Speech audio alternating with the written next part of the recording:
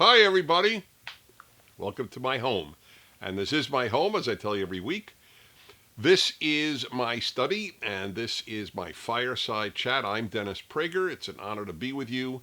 This is completely unscripted, completely spontaneous, and it's just a way for you to know me a little better and to have a sense of what I stand for, on the assumption, which may be a big one, that you're interested. But if you're not interested, I don't know why you'd be watching. So I think it's a fair statement that you might be interested. And I get to know you a little better because I get your questions. So what I do is each week I begin with some thoughts on some subject, and then I take your questions. So I'd like to offer you a theory of mine that will be very helpful to you in life, whatever your age, whether you're 10 or 90. And it's a very helpful insight. I have a 3 mirrors theory of life.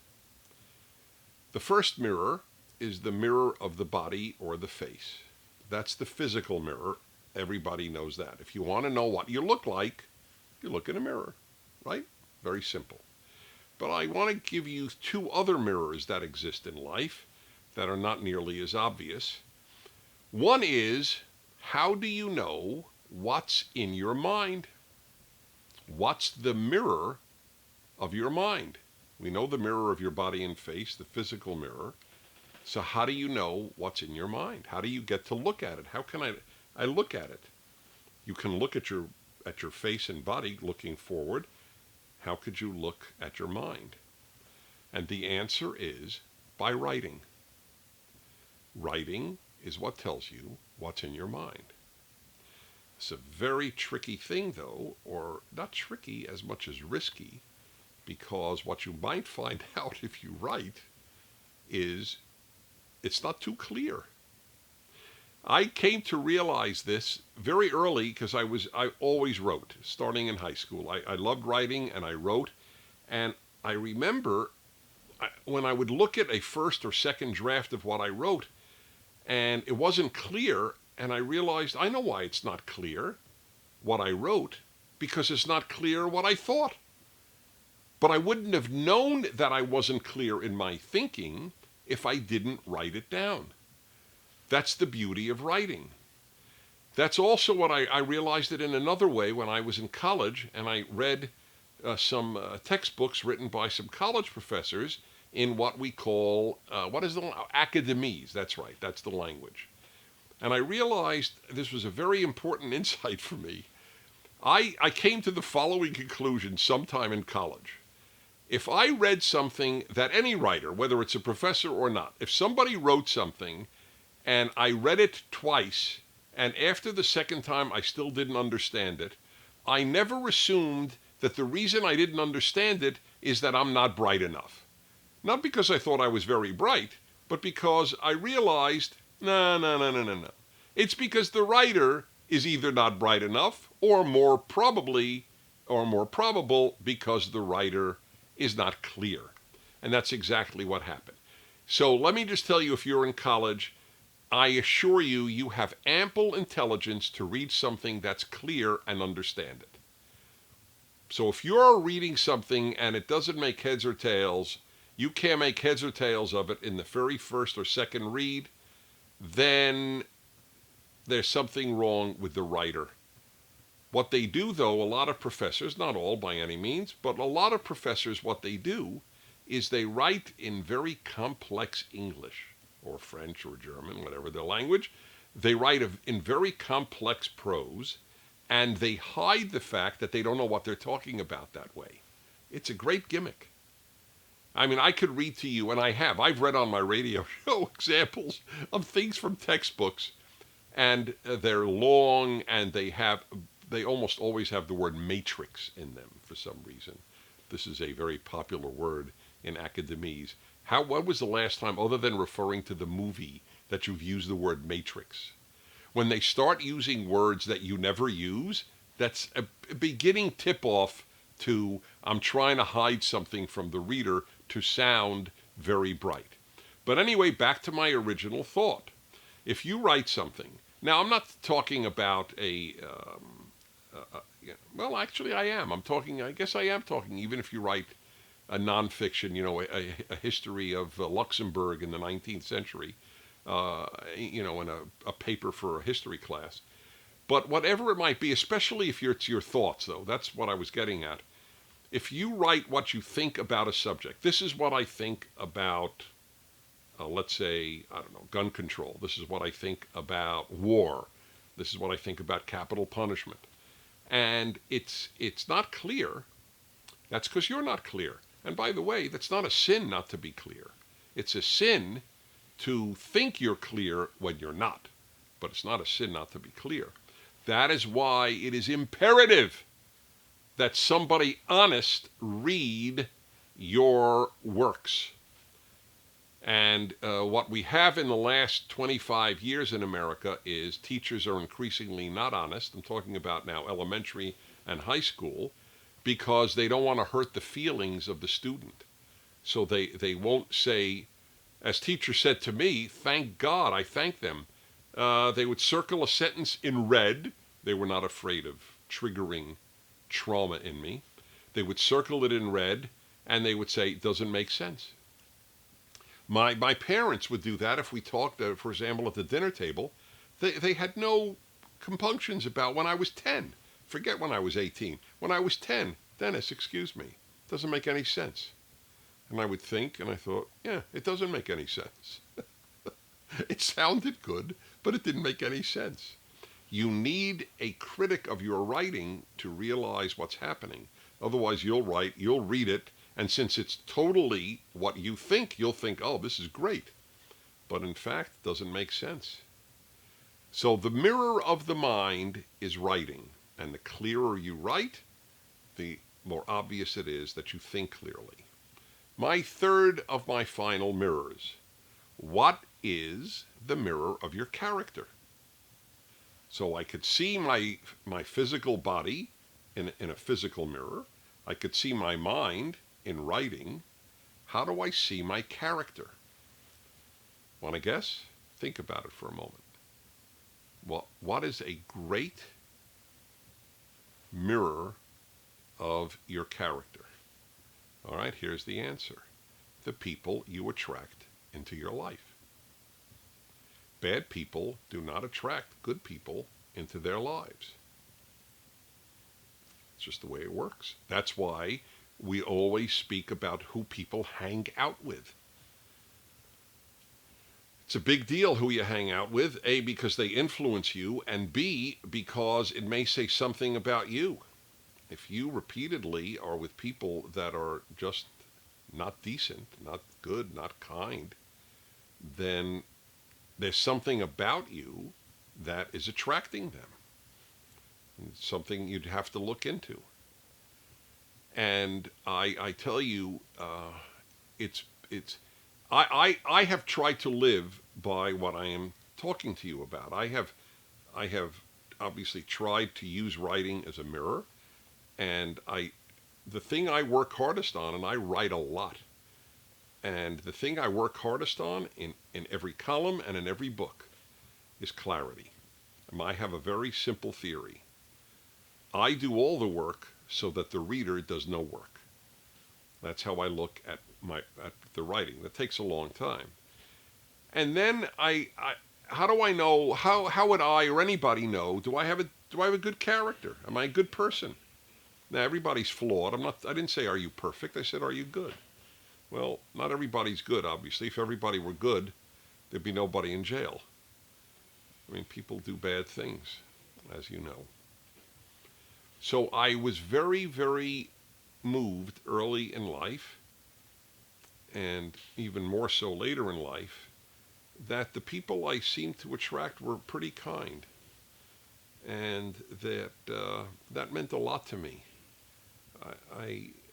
The richest part of my life is the people in my life, and I think that a lot of people would say the same thing. It's not only true about character, who you attract into your life. It's true about a whole host of things. For example, most people like happy people in their lives. If you tend to find that you have unhappy people in your life, it's also worth trying to figure out why am I attracting all these unhappy people? So these are very tough, by the way. It's tough to look at your writing honestly, and it's tough to look and make an assessment of the type of people you draw into your life. These could be very painful exercises, but so what? It could be a painful exercise to look in the mirror, in the physical mirror. And then what do? You try to look better. You try to lose weight, or you try to take care of yourself, try to stay clean. I mean, there are a whole host of things. Fix your teeth, right? It's up to you. So those are my three mirrors theory of life, and it's worth thinking about. They're tough.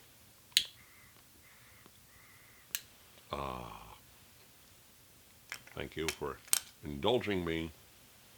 I can't do this while I speak from a podium. I can't do this when I do my radio show, but I can do it in my house. All right, up to your questions. Rachel, 27, Davis, California. With the suicides of Anthony Bourdain and Kate Spade bringing mental health back to public awareness, what is your perspective of what needs to be done to deal with the rising rates of depression and general mental health? Look, I don't have any unique answer that others may not have, and I'm not sure nobody has a complete answer. But they're not the same questions, mental health and suicide. They're related, obviously. Happy people don't commit suicide, so they're obviously related. But the vast majority of depressed people don't commit suicide, clearly, and the suicide question is its own issue, and then the depression issue is its own issue. So let me deal with the second, which you asked about. By the way, I am an advocate of telling people who are thinking of suicide that, with one exception, which I'll deal with in a moment, with a couple of exceptions that I'll deal with in a moment. I'm ending up dealing with suicide for a moment. I would appeal to those thinking of suicide to understand how they're hurting people they love. It's clearly not a victimless crime. And I think people need to think about that. Some people delude themselves into thinking their family will be better off if they kill themselves, and their friends will be better off, but that's not the case. I mean, it's very painful to have someone you love commit suicide. It's a real kick in the teeth, even though you may not want to do that. I do recognize some exceptions. My stepson's father committed suicide. I wrote about this. In fact, it's one of my columns from last year or 2 years ago. Why my stepson's father killed himself. He killed himself for a legitimate reason, and I very rarely say that. And the legitimate reason was he was denied painkillers for excruciating pain he had endured as a result of falling off a ladder and smashing his ribs and his abdomen.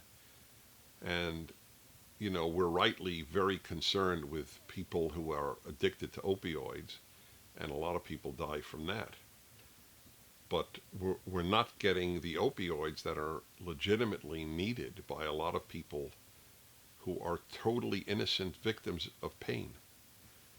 They're not even like on the radar when we talk about opioid addiction. And this man just couldn't take it anymore. No doctor would give it to him. They didn't know, was he for real? Of course he was for real. I knew the guy totally well. He loved life. And there are other times where I understand a suicide, but by and large, it's a terrible thing. As to the depression, look, there are two types of depression at least. One is physiological. There's something malfunctioning in the chemistry of your brain. And that can only be handled, or overwhelmingly be handled, I think, by a proper drug, proper medicine. If you're, If your stomach is broken, we give you medicine. If your brain is or broken, then or your psyche is broken, similarly. But I would argue this. I think there's another factor in Western society. And having acknowledged the physiological, the thing that brings a lot of people to a sad, semi-depressed or fully depressed state is lack of meaning in life. And I'm not the first to point this out. Viktor Frankl, in his seminal book, Man's Search for Meaning, which was one of the 10 books that most influenced me. That's on DennisPrager.com. You can see the list of the books. And he was a psychoanalyst, an Austrian who moved after the war to America. And his theory was, among his many theories,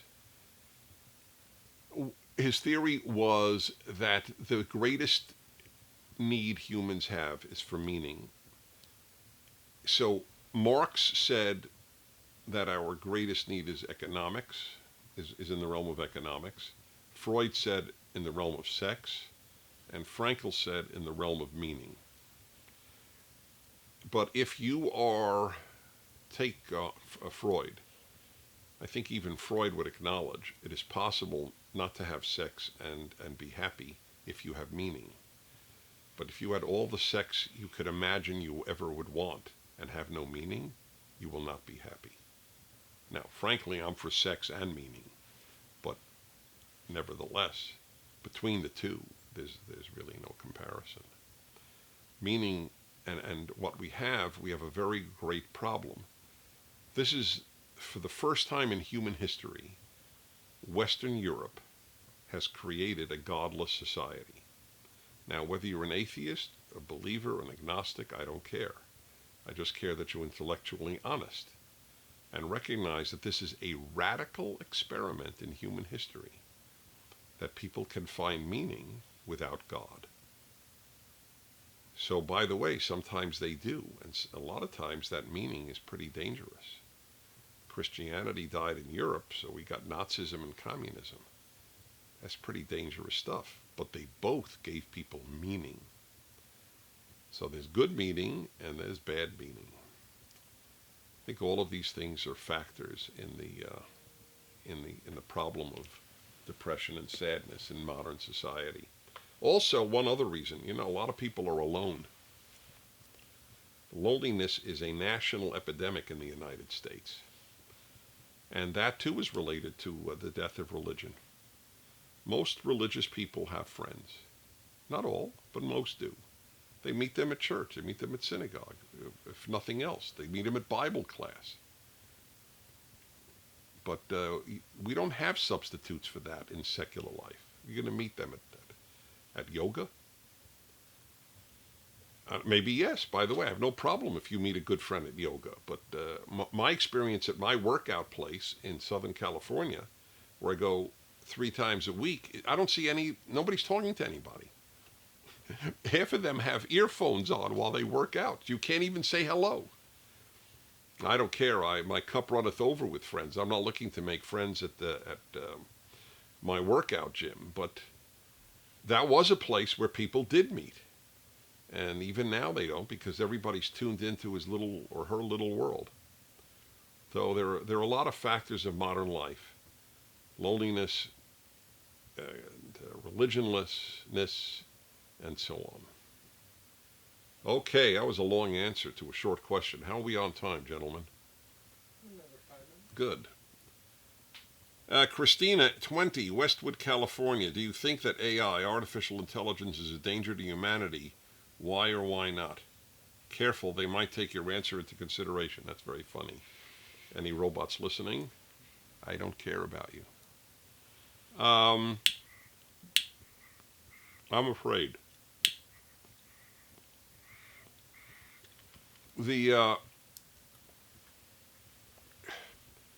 As I get most of my wisdom from a book that is no longer widely read called the Bible, where America's founders got their wisdom, and so many other brilliant people. There's a great story there about the Tower of Babel, where it's in the book of Genesis, where these people, they were enamored of their technological abilities, and they built a tower whose, in the words of the Bible, whose top reached into the heavens. And they said, let's make a name for ourselves. So we're making a name for ourselves with artificial intelligence, some of which is very good and very helpful, I acknowledge. But some of it may not be eventually. And I fear that it may substitute for people for real human contact. I fear that it will also perhaps they could be programmed to be very destructive, and that's very scary to think about. I mean, then you literally have monsters. But I'm telling you, the substitute for humans with virtual reality and with artificial intelligence, already because I follow this stuff avidly. There's a booming or burgeoning, maybe it's not booming yet, I hope it isn't, of artificial intelligence sex dolls. And men are, I mean, it's in Japan, it's somewhat booming. In America, it's developing, and elsewhere, where men won't even seek real female companionship. They'll have their artificial intelligence female doll. And that's not a healthy development, but it's one of many examples.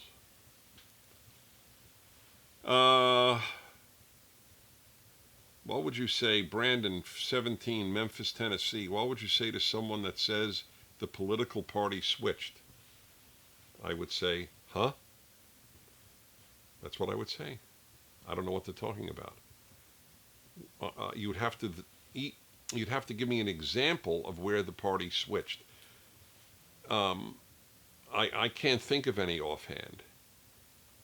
Basically, Republicans have been for smaller government and Democrats have been for bigger government. They haven't switched.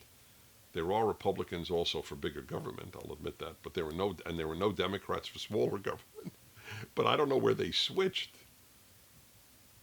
So I can't, this is a good example, by the way, and this is really helpful. In general, you are much clearer when you give an example of something, of some generalization you make.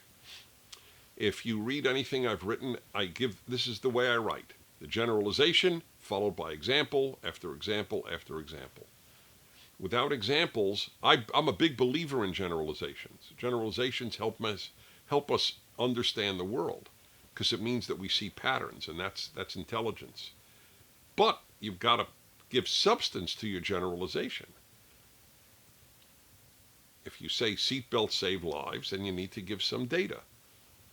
The following percentage of people who die in car crashes did not wear seatbelts. That would be a perfect example of substantiating the generalization. But in this case, I don't know how the parties have switched sides. So I would need to have some examples, and then I would be able to answer. I guess go to a final question. Is that what we're up to? Yeah? Nathan in England. Have you... Oh, well, all right, that doesn't matter. I skipped one, but who cares? You don't care, so why should I care? Have you ever abstained from voting, and do you think it is ever okay to abstain from voting? I'm going to sound... I vote every election. I mean, I'm sure I may have missed something. I was not in the country or whatever, but I vote in virtually every election. However, I don't have the belief that we have to insist that everybody votes, or that if only, let's say, 60% of the country, any country, votes, it's a bad sign. Well, I don't know why it's a bad sign. That means, how do we know that the other 40% just don't think it matters that much? Maybe they're just happy. And, they don't feel this great compulsion to vote. I don't want to push somebody to vote unless they stand for something. Now, I think there's so much at stake at elections right now in America that I can't imagine meeting someone who says that it doesn't matter. I mean, I can imagine meeting them, but I can't imagine not responding to them. It matters a great deal. But I don't see it as a flaw in a society if a chunk of the society doesn't vote. That's why I would never make voting compulsory. All you're doing is compelling people who may not have a clue as to what they're voting for to vote. I'd rather have informed people, and if informed people are only 50% of the society, then fine. I can handle that. I think it's a cliche that you have to get everybody out to vote. Are we good there? You want to do another one? What do you think? Sure. They're debating, and I'm on a roll. I'm always on a roll. Otherwise, I get boring. And then if I get boring, nobody's going to tune in. One more. What are your views? This is from Brendan. Maybe it's Brandon. I never heard of a Brendan. Did you ever? There is a Brendan? What do I know? Brendan, 22 in Tennessee. What are your views on America's high incarceration rate? Okay. By the way, contrary to a lot of what you read, most people are in prison for violent crime, or for white collar crime, but not for drugs, not for, or at least not for simply owning a drug. Okay. America's high incarceration rate is a sad fact, because it means that a lot of Americans commit crime. And that's very sad. But my biggest reaction to the high incarceration rate is not, whoa, we have a mixed up criminal justice system. My reaction is, we have a mixed up population. It means a lot of people are committing crimes. You know why the crime rate has gone down since the 1980s? Because we put more people in prison. That's the reason. You can't go out and rob a store or mug a person or rape or murder if you're in prison. And that's the sad fact of life. Now, why do we have a lot of people in prison? Or why are a lot of Americans committing crimes? That's another subject. But everything, in my view, everything ultimately comes down to values. That's it. Have good values been passed on to the next generation? Which leads me to a final thought. Here's a question for you. What is the single most important question society needs to answer?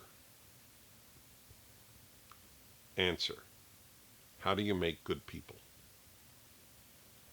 Because if we don't answer that, we won't make good people, and then we'll have a lot of murder and corruption and theft and all bad things. However, it's never asked today, almost never, I shouldn't say never, almost never. People ask how they can make good students. How do I get my kid to have good grades? They say, how do I get my kid socially active for the environment, let's say? And that's really nice, but there's no correlation between being a good person and being a good activist. They're not the same thing. And a lot of people think they are the same thing, but they're not. You can march for every cause you like, but you still may be a bad person in daily life. So that's the question we need to ask. How do you make good people? And I know that because I accepted the biblical view of humans from a very early age. We're not basically good. It's easy to cheat. It's not easy to be fully honest, right? It's easier to be ungrateful than to be grateful. Any example you want to give. So how do you raise a grateful person? That's a good example of something a parent should be preoccupied with. Well, those are some of today's thoughts from my home to yours. Thank you for watching. I'll see you next week. I'm Devin. Well, I'm Devin. How did I stumble on I'm Dennis Prager? I mean, that is really hilarious. It's not like a new name. I've had the same name since birth. I'm Dennis Prager. Thanks for watching.